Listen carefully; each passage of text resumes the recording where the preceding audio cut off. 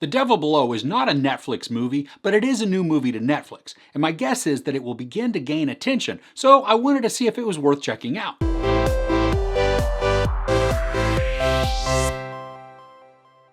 A group of 4 amateur adventurers who specialize in exploring remote and forsaken places pay a visit to Shookum Hills, a town in the remote Appalachian Mountains which was abandoned decades ago due to a mysterious coal mine fire. Now I've got a new Munchie to tell you about, so stay tuned to the end if you care about snack foods.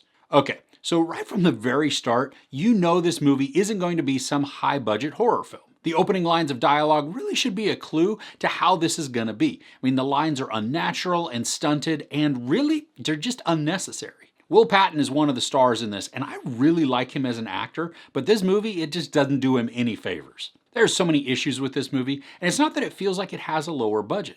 There are plenty of films made that don't have a ton of money, but they can tell an engaging and effective story, whether they be thrillers, dramas, or even horrors. So the premise of this film is that a group of adventurers go into the remote mountains to explore a coal mine fire that has been burning for just a really long time. While there, they encounter dangerous creatures that are an imminent threat. There's also a group of people that live around the area that work to keep it secret and protect the outside world from the horrors that live within the mountains. Now the premise is not too bad of a setup. With the right dialogue and character development, a taut, intense horror could be told, especially as the group progresses into the mines to learn about the fires. The story would have an opportunity to give something similar to The Descent, where you have a group of people in a claustrophobic setting that have limited ways of escape and a pressing danger closing in. Now that sounds like it could be exciting. That's just not what happens here. We have a very loose story where a group encounters troubles and dangers, but there's not any good setup for the tension. Then when we do get to portions where the scene could be intense, the camera is ridiculously close to the subjects. I mean, the majority of the film is actually shot like this.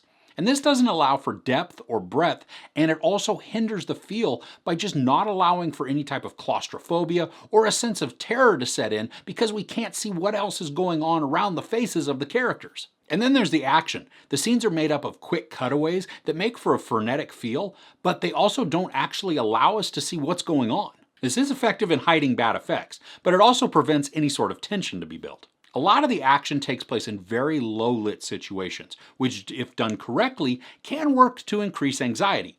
In this, it only worked to obscure details and the action. And again, I think it was more to hide poor effects. The characters are also really uninteresting. I think this is mainly because there's no development on them. If we're to feel anxiety or concern over their well-being, well, that just doesn't happen. They're a bunch of strangers to us, and we're not given any reason to really care about them. So if something bad does happen to them, there's no emotional investment on our part, and thus we just don't care. As the movie progresses, we discover that it's not only the super tight shots and obscuring darkness that hide the bad makeup or the character design. Now, some might be practical effects for the creatures, and there might also be other things at play, but it's hard to tell because we just can't see anything clearly. Now, at one point, a person is captured by the creatures, and as a part of the effect, we see through the character's eyes, and it's all distorted and wavy. And it makes sense in that scenario, and I thought it was kind of a cool effect. But then when we're not seeing through the character's eyes, the shot is still distorted and wavy, and that just works to prevent the movie from having to show details, and it's just a cheap maneuver. And overall, while this could have had a mildly interesting premise, everything in the film works against itself to create any sort of thrills, horror, suspense, or even concern over the characters. From the poor camera work to the overly dark scenes, combined with the amazingly uninteresting characters and dialogue, this one is truly a stinker and not worth any of your time. And it has been a while since a movie has wasted my time in such a tragic way. But I watch the crap, so you don't have to. Okay, so before I give my rating, I wanted to tell you about these. They are Chester's butter-flavored puff corn. Now, I've had puff corn before. The Cosmos salted caramel puff corn is just absolutely delicious.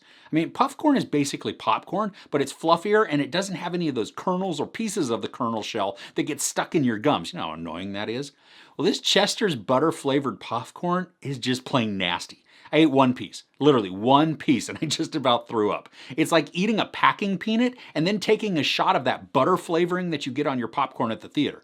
And not just on the popcorn. I mean, it's just like if you were drinking the liquid on your own. Seriously, it took several drinks of flavored beverages and then chomping on some other snacks to get that taste out of my mouth. It was just pure nastiness.